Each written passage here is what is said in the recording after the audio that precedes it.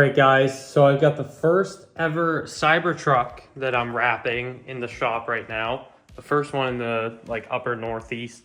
This one is in Vermont, and I'm pretty sure this is the first one in Vermont. But I wanted to show you guys what I'm doing to wrap it. So I took the fender flares off, and basically I'm also going to take this off as well, because anything that's in the way is possibly a capsule for dirt to hide or anything. So I'm gonna take this off as well. It looks like there's just some bolts here. And then this is actually the controller for the key fob and stuff. So I have a key card for it, but I'm gonna unscrew this and keep it in there. And then I think I might also take the fender liner out too, because this is still gonna protrude, and it would just make it much easier if I am able to remove all of that, because this will just kind of catch my wrap, and if I could remove everything, it would be much easier. So I'm gonna end up removing all of that. I think it's just super easy. The CyberTruck is put together so well. Now this piece right here, I'm not sure about, because it looks like it's just like held on with double-sided tape, I'm thinking. But I really kind of want to take this off, because there's just like water that hides behind here, and there's no real way to clean it. So I think I'm gonna have to take that piece off. But other than that, this thing is so freaking awesome, and I'm so excited to get started on this thing.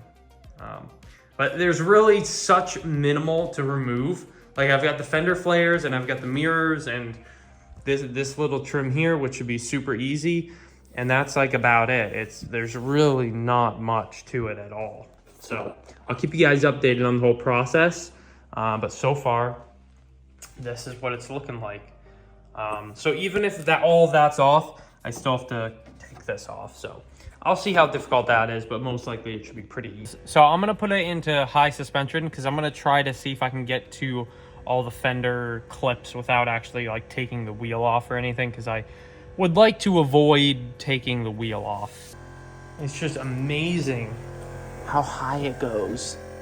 So to take the fender liner off is pretty simple. You got a clip there. It looks like you got another one over there. You've got some of those like fender clips there, which are pretty easy. Looks like this should be very simple to take off. All right, guys. So I just removed the liner. It was pretty easy. I used this to get the little metal clips off, and it came off pretty simply. But look at how cool it looks back here. Wow, it is so cool. Look at that. Wow, this thing is just, I don't know. It was built so well compared to the S, the 3. I think the Y has been the closest to as well built as this one. So I just removed the front fender liner. It was a little bit more difficult because there were 2 bolts under here that also hold it on, and just a few more clips. But overall, it was pretty simple. Wow, just look at this. It's so cool. It looks so awesome. Now, to remove the mirrors, look how easy this is, guys. What the heck? Those 3 blue ones. And it should just come off, basically. I think you might have to, there's this, I think we take this panel off and expose the connection. 3 bolts, this little cover comes off here, and they already put the freaking connection here. That is amazing.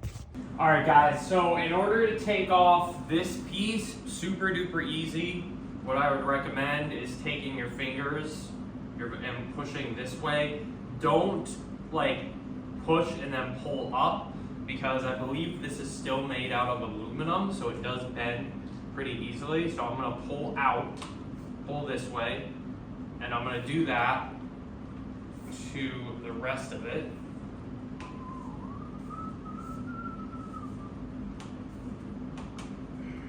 Woo. Oh boy, there we go. Okay, it's hard on the fingers, but it's pretty easy once you get it.